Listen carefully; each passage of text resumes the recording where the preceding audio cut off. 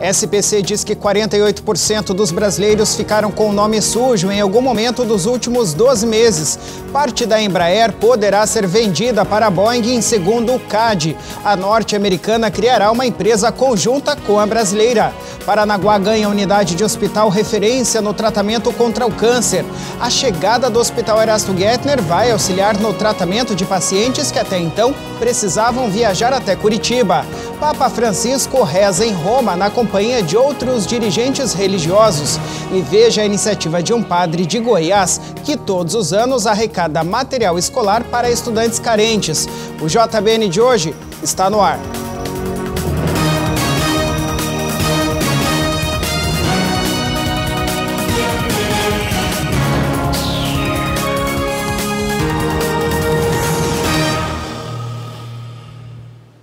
Olá, uma ótima noite para você. Hoje é terça-feira, dia 28 de janeiro de 2020. Muito obrigado a você que está aí do outro lado, nos acompanhando de norte a sul do país. Olha, praticamente metade dos consumidores brasileiros passaram pela situação de ficar aí com o nome sujo nos últimos 12 meses. É o que mostra uma pesquisa divulgada hoje pela Confederação Nacional de Dirigentes Lojistas e também pelo Serviço aí de Proteção ao Crédito, o SPC Brasil. Segundo o levantamento, 48% dos consumidores brasileiros tiveram o CPF negativado nos últimos 12 meses em razão de dívidas em atraso. Por outro lado, 39% disseram ter passado a controlar mais os gastos após a situação e 34% afirmaram refletir mais antes de realizar compras. Outros 21% deixaram de emprestar nomes a terceiros e 18% passaram a evitar compras no cartão de crédito. De acordo com a pesquisa, 78% dos brasileiros até conseguem terminar o mês com todas as contas quitadas, mas em 33% dos casos acaba não havendo sobras no orçamento. Já 22% dos entrevistados sofrem para administrar as finanças e deixam com frequência de pagar os seus compromissos. A pesquisa mostra também que 48% dos consumidores afirmam não controlar o orçamento, seja porque confiam apenas na memória para anotar as despesas, com 25%, não fazem nenhum registro dos ganhos e gastos, 20%, ou porque delegam a função para terceiros, outros 2%. Mesmo entre aqueles que realizam um controle efetivo das suas finanças, o que somou 52%, a frequência com que anotam e analisam as suas despesas fica a desejar. A pesquisa também mostra que o controle dos gastos extras e não essenciais como lazer, compras e roupas, além de alimentação fora de casa, acaba ficando em segundo plano, sendo anotados aí por apenas 57% dos entrevistados. A pesquisa mostrou também que a dificuldade para manter as finanças em ordem não é uma exclusividade dos que não controlam o orçamento. Mesmo entre aqueles que adotam algum método de controle, 61% relatam dificuldades, principalmente por terem uma renda variável de 21%, falta de disciplina para anotar gastos com regularidade, somaram 20%, e falta de tempo, 7%. Já outros 38% afirmaram desempenhar a tarefa sem dificuldades.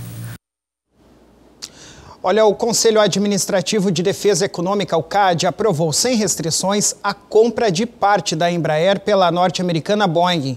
No entendimento dos conselheiros, as duas empresas não concorrem nos mesmos mercados e, por isso, a transação não representa risco à concorrência sadia. A operação foi anunciada em julho de 2018, 9 meses após a compra de parte da Bombardier pela Airbus, outras duas gigantes da aviação comercial. A nova empresa resultante desta união tem capital avaliado em 4,75 bilhões de dólares. Desta vez, a transação será feita em duas etapas. Em uma delas, a Boeing vai comprar 80% do capital da Embraer ligado à aviação comercial. A produção de aeronaves regionais regionais e comerciais de grande porte, segundo o material divulgado pelo CAD. Na outra transação, a Embraer e a Boeing vão criar uma joint venture, ou seja, uma nova empresa voltada à produção da aeronave KC-390, que é de transporte militar. Esse cargueiro é o maior modelo produzido aqui no Brasil atualmente. A estreia da aeronave foi em outubro passado. Segundo nota divulgada à imprensa, o CAD concluiu que a operação trará benefícios à Embraer, que passará a ser um parceiro estratégico da Boeing. A cooperação tecnológica e comercial pode favorecer, no entendimento da autarquia, os ramos que permanecem com a Embraer de aviação executiva e de defesa. A transação já tinha sido aprovada pela Câmara de Comércio dos Estados Unidos, mas ainda requer aval da União Europeia. No início do ano, os reguladores europeus anunciaram que tomarão uma decisão até o dia 30 de abril. Em material divulgado à imprensa, o CEO e presidente da Embraer, Francisco Gomes Neto, disse que a aprovação é uma demonstração clara da natureza pró-competitiva da parceria. Ao analisar a operação comercial, o CAD se baseou em modelos com capacidade entre 100 e 150 assentos e identificou que, apesar de as condições de entrada no setor não serem favoráveis, a operação não terá impacto negativo na rivalidade que já existe no mercado.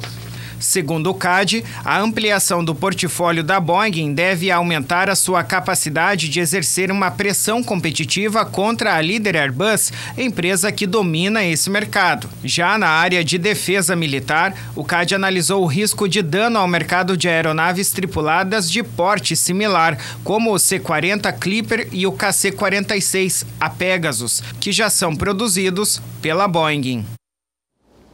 É isso, né? A gente espera que, de fato, o Brasil saia ganhando aí com essa transação. Olha, a produção da indústria brasileira caiu em dezembro na comparação com novembro, de acordo com a Confederação Nacional da Indústria, a CNI. No entanto, a retração foi menor que em outros anos. De acordo com a pesquisa Sondagem Industrial, o índice de evolução da produção caiu 7,1 pontos em relação a novembro e fechou dezembro em 43,8 pontos. Os indicadores abaixo de 50 pontos indicam queda, acima de 50 indicam crescimento. Esse foi o segundo mês seguido de queda, portanto. Em novembro, o índice de produção tinha recuado 4,3 pontos em relação a outubro do ano passado. Apesar da retração em dezembro, o indicador mostrou melhor em relação ao mesmo mês do ano anterior. Em dezembro de 2018, o índice de evolução da produção estava em 40,7 pontos. O índice de evolução do número de empregados caiu 1,3 ponto em dezembro, na comparação com novembro, chegando a 48,7 pontos. Segundo a CNI, em dezembro, é comum que a produção industrial sofra queda devido à redução das economias de fim de ano. Entretanto, a redução de 2019 foi menor que em 2018. Apesar da queda da produção em dezembro, outros indicadores mostram uma recuperação da indústria. A utilização da capacidade instalada somou 63% em dezembro, uma alta de 2 pontos percentuais em relação ao registrado em dezembro de 2018. Esse foi o maior índice para o mês desde o início da série, que começou em 2010. O nível de estoques em relação ao planejado encerrou em 49 pontos. A disposição da indústria para investir nos próximos 6 meses aumentou. O índice de intenção de investimento subiu 1,1 ponto em relação a dezembro e fechou janeiro em 59,2 pontos, atingindo o maior nível desde fevereiro de 2014. Esse foi o 4º mês seguido de alta no indicador. A intenção não significa que os investimentos sairão do papel, mas servem de parâmetro para a indústria. Segundo a CNI, é fundamental que os planos de investimentos se concretizem de forma a gerar mais empregos e a acelerar a recuperação da economia nacional.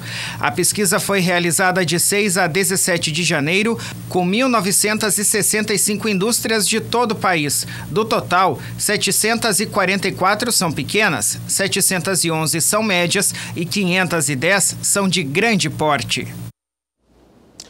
Veja depois do intervalo que Paranaguá, no litoral do Paraná, acaba de ganhar uma unidade avançada do Hospital Erasto Gettner, referência no sul do país em tratamento de câncer. Nós já voltamos.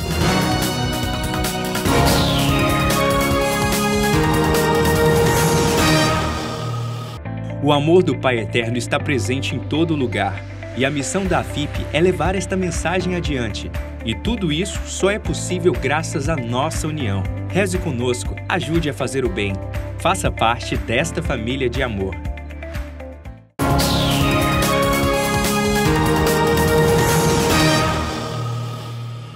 Muito bem, estamos de volta com o JBN desta terça-feira. Obrigado mais uma vez pela sua audiência. Olha, a semana começou com inauguração importante em Paranaguá, no litoral do Paraná. É que foi entregue à população a unidade avançada do Hospital Erasto Gettner, que é referência no tratamento contra o câncer aqui no sul do país. Após anos de espera, a cidade-mãe do Paraná finalmente passa a contar com uma unidade avançada do Erasto Gettner. A inauguração aconteceu na manhã desta segunda-feira e contou com as presenças de diversas lideranças políticas, como o prefeito de Paranaguá, Marcelo Roque, e também prefeito de outras cidades do litoral, deputados estaduais e até mesmo o senador da República, Flávio Arnes. O público compareceu em peso e permaneceu na solenidade até o momento em que as autoridades políticas abriram as portas do local e oficialmente inauguraram a estrutura.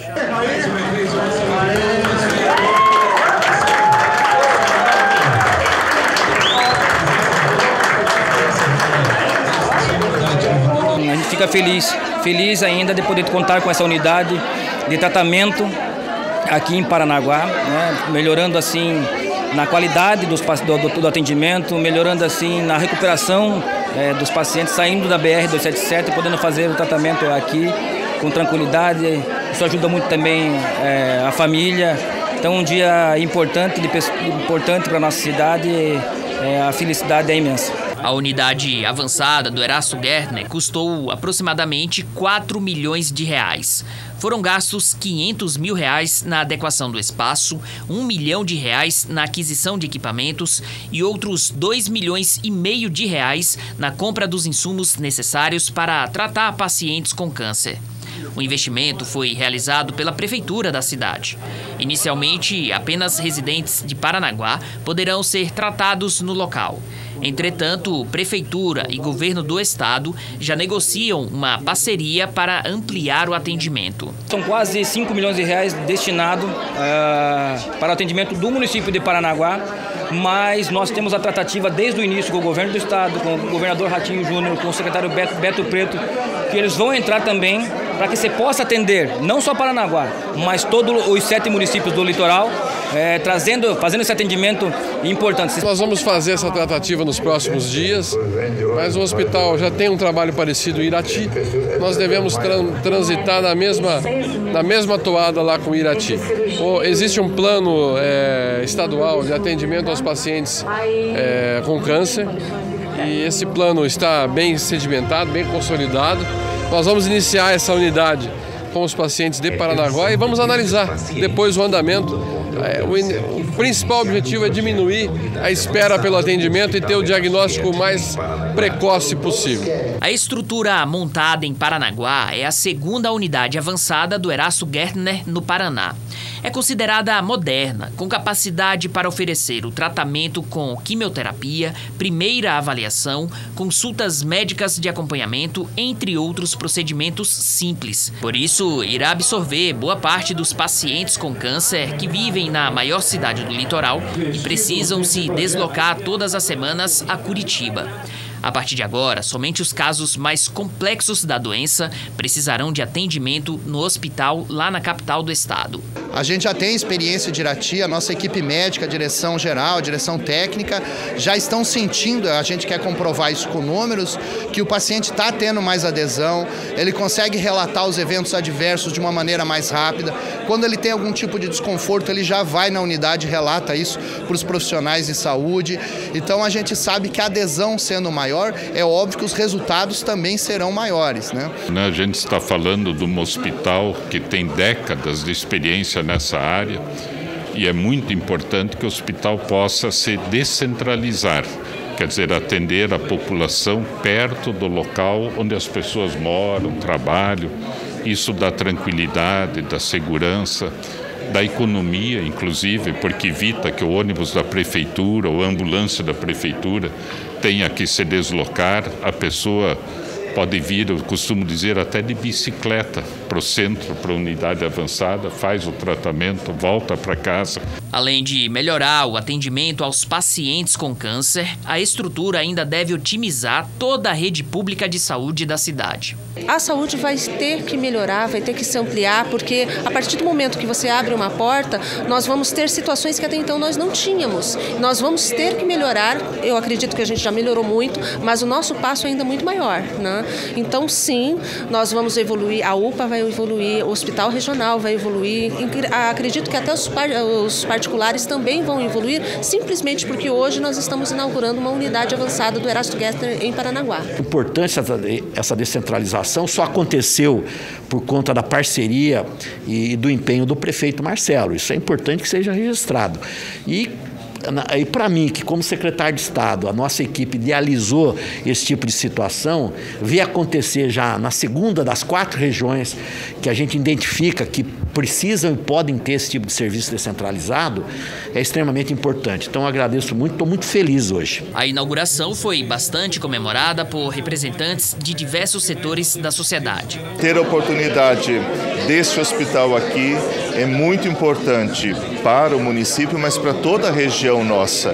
E certamente as pessoas que têm que ir a Curitiba, poderem ser atendidas aqui, serão muito beneficiadas. É muito gratificante vermos hoje o pessoal que necessita, que tem essa malignidade, sair de casa para o quintal de casa e esperamos como conselho, como ajuda, com a parceria que sempre tivemos, que o Erasto venha se estabelecer em Paranaguá e ficar e dando um suporte para a saúde de Paranaguá, que sempre se fez necessário com grandezas. E hoje Paranaguá está de parabéns. Com esse equipamento em Paranaguá, esse tratamento vai ser muito mais humanizado, vai ser muito mais cômodo, mais confortável para que as pessoas até possam ter uma esperança de se curar de maneira mais confortável. Até porque é isso que todos nós desejamos para que as pessoas que realmente são acometidas desse mal, que é ter um tratamento humanizado de forma que elas possam ter a esperança de se recuperar. É isso, né? Uma boa notícia. Segundo a Secretaria Municipal de Saúde da cidade, de 50% a 60% dos pacientes hoje de câncer poderão fazer os tratamentos na própria Paranaguá e não ter mais que ir até Curitiba. Bom, você começa a acompanhar aqui no JBN hoje o quadro Amigo Bicho, que traz dicas, orientações e principalmente o amor pelos animais. Nesta primeira edição, nós vamos conhecer um novo método para dar mais segurança ao pet caso ele venha a fugir. É o microchip.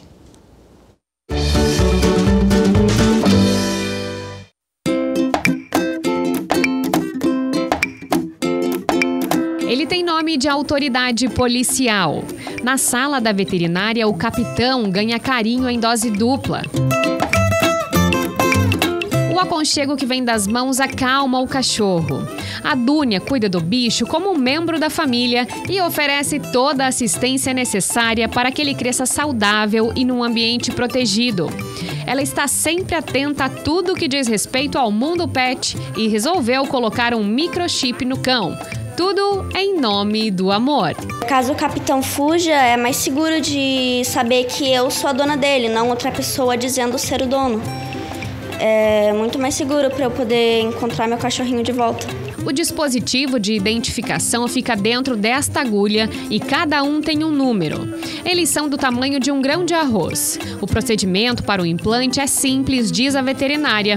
E por mais que o bicho reclame um pouquinho, até porque toda agulhada de certa forma dói, vale o sacrifício. Dói, um pouquinho sempre dói. Ele não é aquela dor assim aguda, né? Não é uma dor crônica, é uma dor aguda, é só naquele momento mesmo, na hora que a gente introduz o bisel da agulha.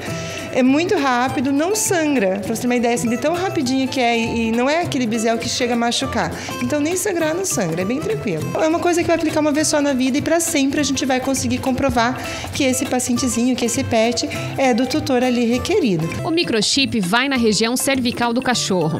Os veterinários recomendam fazer o procedimento aos 45 dias de vida e depois de terminar todas as vacinas para não causar nenhum desconforto desnecessário. Ainda no consultório, obrigatório, logo depois que o microchip é implantado, é preciso fazer um cadastro na internet. Na plataforma vão estar todas as informações a respeito do animal. Entre várias informações vão estar as de contato. Em casos de fuga, o indicado para quem encontrar um pet andando por aí perdido, o ideal é levar até o veterinário para que o profissional passe o scanner. No equipamento vai aparecer um número que em seguida pode ser colocado no site de busca ou no da empresa que fornece o chip. Se estiver cadastrado, o sistema imediatamente localiza o tutor dos companheiros. Encontrei um animalzinho na rua. Qual que é o meu primeiro passo?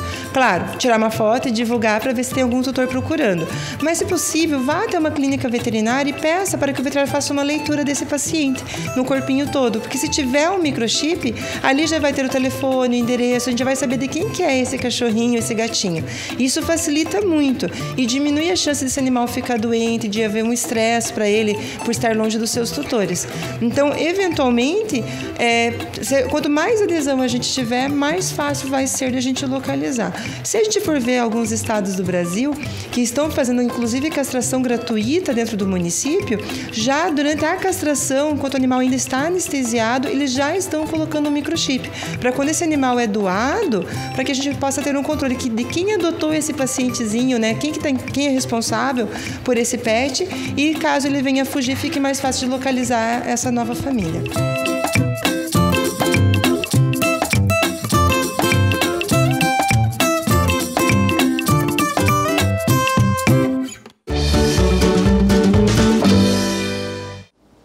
Tá aí, bacana, né? Mais segurança aí para os nossos animaizinhos. Chegou a hora da gente ver como é que fica a previsão do tempo nas capitais do país nesta quarta-feira. A gente começa a previsão hoje aqui pela região sul do país. Curitiba e Porto Alegre devem ter céu encoberto, inclusive com pancadas de chuva, então, nesta quarta, com máxima de 32 para Curitiba e mínima de 19. Na capital gaúcha, máxima de 35 e mínima de 21 previstos aí para esta quarta-feira. Floripa deve ter apenas o céu encoberto, nublado, com máxima de 27 e mínima de 24 graus. Do sul para o sudeste, onde o tempo permanece aí, como vem acontecendo já durante a semana, né? Bastante encoberto e com alguma possibilidade de chuva. Essa chuva pode variar de intensidade, viu? De uma cidade para outra e ser localizada ou então se estender aí ao longo do dia. Vitória tem a previsão em 32 graus de máxima e mínima de 24, portanto, nesta quarta-feira. São Paulo e Rio, que também devem ter chuva, máxima de 30 em São Paulo e mínima de 20. No Rio, 28 de máxima e mínima prevista em 20 graus. E em BH, Belo Horizonte, máxima de 26 e mínima de 21 graus. No Centro-Oeste, a mesma condição do tempo, encoberto e com chuva. Goiânia, com a previsão das pancadas, então, máxima de 26 e mínima de 21 graus. Cuiabá, com o tempo apenas daí encoberto, sem a possibilidade de chuva, não há condição de água para amanhã na cidade, máxima de 31 e mínima de 25 graus. Campo Grande e Brasília, no Distrito Federal, daí sim, com a possibilidade de chuva também. Lá na capital federal, máxima de 28 e mínima de 20 amanhã, e Campo Grande, máxima de 30 e mínima de 24 graus. No norte, que segue ainda com muitas regiões com o tempo encoberto, possibilidade de chuva, há uma exceção aqui onde o sol vai aparecer de uma forma mais abrangente, que é em Boa Vista. Lá a máxima está prevista em 35 e a mínima em 26 graus. Já Palmas, Porto Velho, Belém, Manaus e Rio Branco tem condição de chuva, então, para esta quarta-feira. Rio Branco, máxima de 29, mínima de 26. Manaus, 32, 26. Belém, máxima de 29, mínima de 25 previstos. Porto Velho, 30 de máxima e 25 de mínima. E Palmas, máxima de 32 e mínima de 25 graus. E daí tem Macapá, que deve ter apenas o céu nublado nesta quarta-feira, com máxima de 30 e mínima de 25 graus previstos, então. No Nordeste, daí o sol aparece de uma maneira mais aberta em Maceió, Salvador, Recife e também Aracaju. E em Aracaju, a máxima prevista para amanhã está em 31 e a mínima em 25 graus. 31 e 25 também no Recife. Aí em Salvador, um pouquinho menos de mínima, aqui previsto em 29 e máxima prevista em 29 e mínima em 26. E Maceió, 28 e 27 graus. Aí temos Teresina, a única capital da região com previsão de chuva, então, para esta quarta, máxima de 29 e mínima de 26. E o tempo nublado em Fortaleza, São Luís e Natal. 30 de máxima em Natal, com mínima de 24, aí São Luís 28, 26 e Fortaleza, máxima prevista em 29 graus e mínima em 27 nesta quarta-feira. Portanto, essa é a condição do tempo aí para as capitais do país. Nós vamos agora para mais um intervalo e já veja que o Papa Francisco rezou na companhia de outros dirigentes religiosos ontem. Nós já voltamos.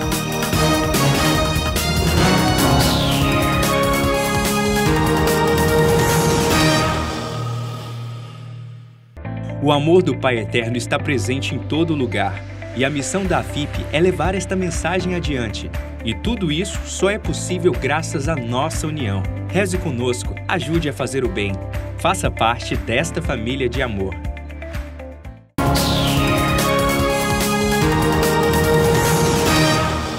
Muito bem, estamos de volta com o JBN desta terça-feira. Obrigado mais uma vez pela sua companhia. Olha, o Papa Francisco presidiu ontem a conclusão da Semana de Oração pela Unidade dos Cristãos. Isso aconteceu aí na Basílica de São Paulo, fora dos muros. O encontro este ano foi guiado pelo lema Fomos Tratados com Gentileza, em memória da hospitalidade dada a Pau em Malta.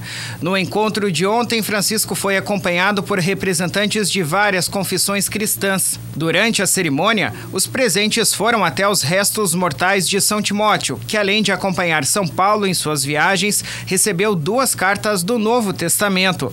Após a oração, o Papa lembrou que a prioridade de Deus é a salvação de todos. Francisco disse que, como na história dos destroços de Paulo, é frequentemente o mais fraco que carrega a mensagem mais importante da salvação. Abre aspas, disse o Papa, porque Deus gosta assim, salve-nos não com a força do mundo, mas com a fraqueza da cruz. Portanto, como discípulos de Jesus, devemos ter cuidado para não ser atraídos pela lógica do mundo, mas para ouvir os pequenos e os pobres. Fecha aspas. Durante a homilia, Francisco pediu para aprendermos a sermos mais hospitaleiros entre os católicos, mas também entre as diferentes denominações cristãs em todo o mundo. Olha, na semana passada, uma criança arrancou os sorrisos de todos durante uma audiência geral com o Papa Francisco em Roma. Essa criança subiu ao altar, brincou na escadaria e chamou inclusive a atenção do Santo Padre, viu? A criança que aparece na escadaria em frente ao Papa Francisco é o Savino. Ele se sente demais à vontade na presença do Papa Francisco. Brinca sozinho, se diverte e também diverte os demais presentes. Na semana passada, durante uma audiência na sala de aula Paulo VI, foi exatamente isso que aconteceu. Esta foi a segunda vez que o Savino participou de um encontro com o Papa Francisco. A primeira vez foi em 2018, quando tinha apenas 29 dias de vida. O pai de Savino, Giorgio, conta que da primeira vez que a família foi ao encontro de Francisco, o Papa o segurou nos braços e abençoou a criança, e que por isso trouxeram agora o irmão mais novo, Giovanni, com 7 meses, para repetir a bênção. Ana, a mãe, contou que quando o primogênito foi segurado pelo Papa, a emoção foi tamanha que ela não consegue descrever até hoje. Quem vê o Savino na escadaria tão à vontade, logo percebe que o garoto não tem problema algum com timidez. Os seus pais contaram que ele faz o mesmo em sua paróquia, em Bolonha, onde moram, quando ele costuma andar perto do altar durante a missa. O pai revelou que teve receio quando viu o filho bem próximo ao Papa, mas que não conseguiu ir até o garoto para pegá-lo e também não podia gritar para não tirar a atenção dos presentes. O jeito, então, foi deixar o menino aproveitar os momentos pertinho do Santo Padre. A mãe espera que Savino, um dia, se torne padre também, a exemplo de Francisco. É isso, vamos aguardar então, né? Olha, enquanto os estudantes se preparam para voltar à rotina das aulas, os pais lidam com a difícil tarefa de organizar o material escolar. É que esta é uma compra aí que pode sair bem cara, né? Por isso, na hora de ir até a papelaria, a estratégia é fazer muita pesquisa para evitar os gastos exagerados. Início de ano. E se você é pai ou mãe de criança ou adolescente em idade escolar, está acostumado a este cenário. cadernos, lápis, mochilas, borrachas e muito mais.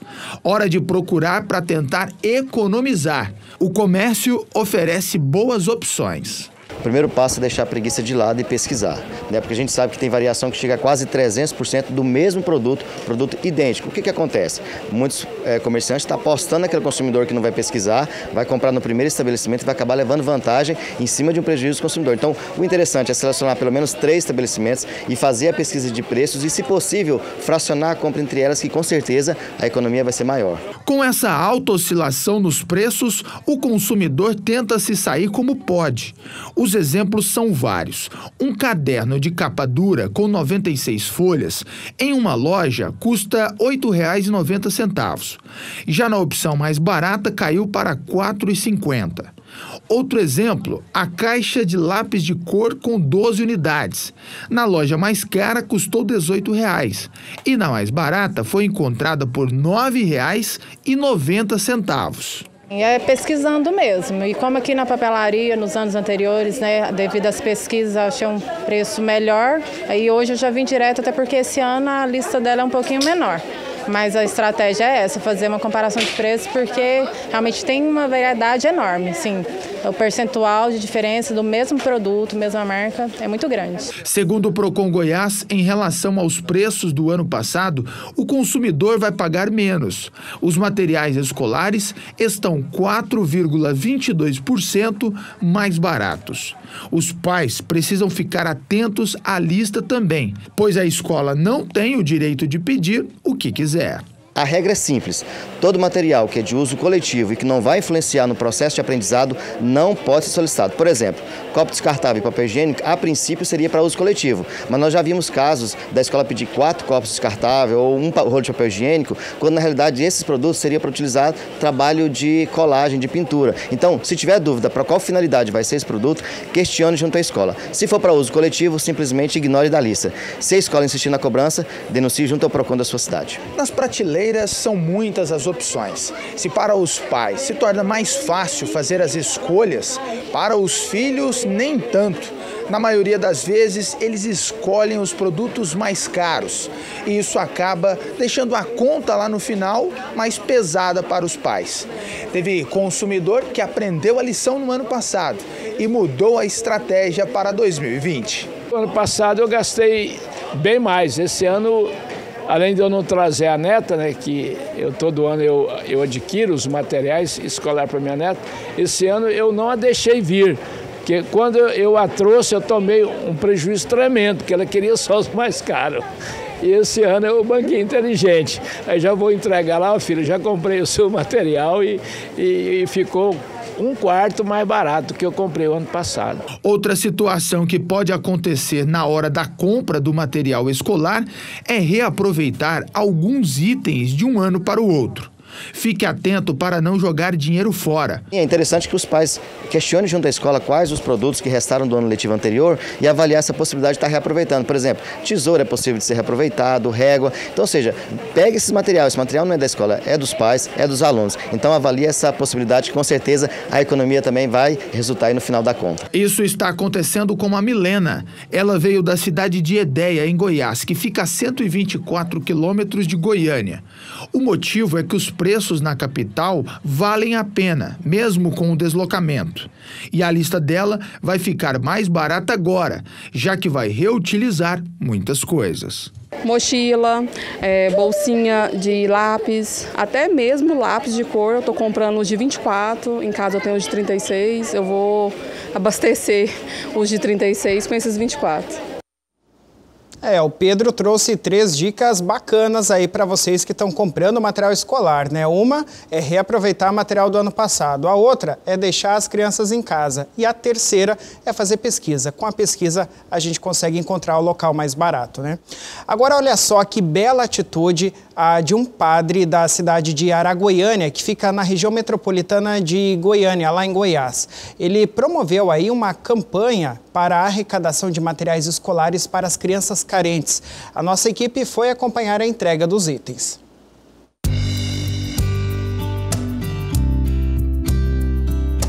todo início de ano costuma ser uma correria para os pais que precisam organizar o material escolar dos filhos. Alguns têm dificuldades para conseguir comprar tudo que aparece na lista por causa da condição financeira.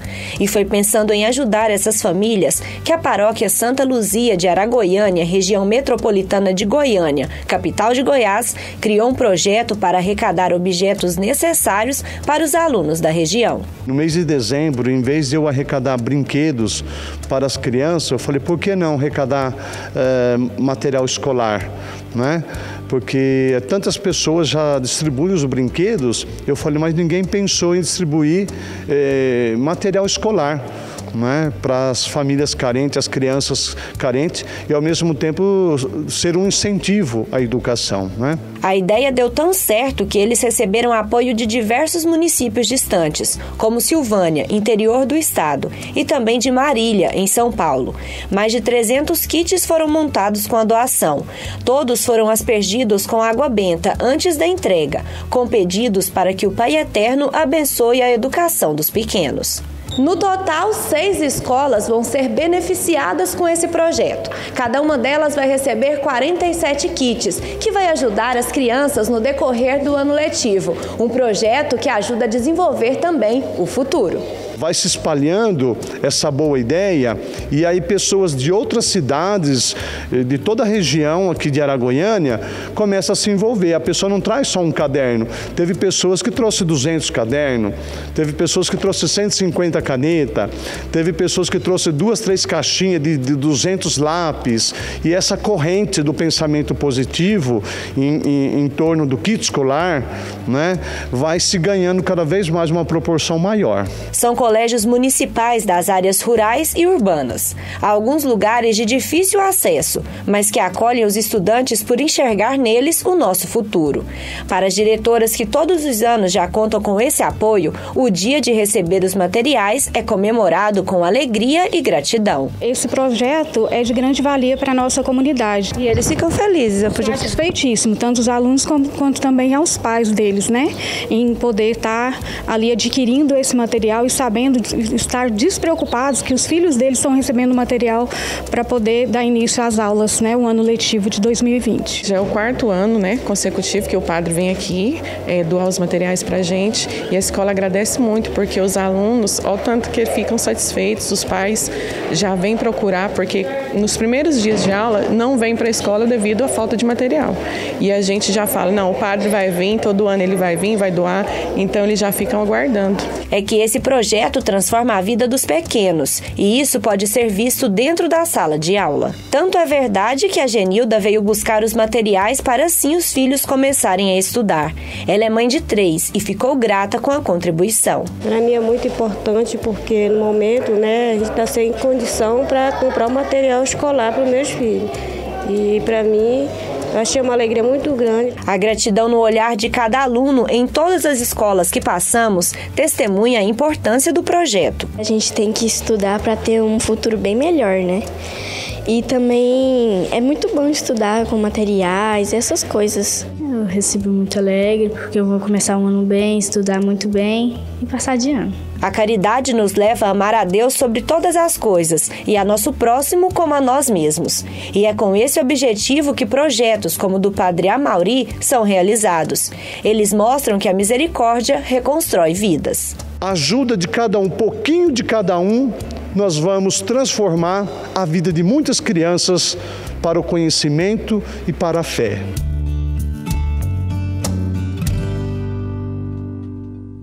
Tá aí, que bela atitude desse padre, né? Que pode ser replicada aí por todo o país. Pessoal, agora é o seguinte, quero deixar os nossos contatos para que você entre em contato com a nossa produção e sugira reportagens aí que você gostaria de assistir aqui no JBN. E também para ter informações de como se filiar à Família de Amor Pai Eterno, a FIP.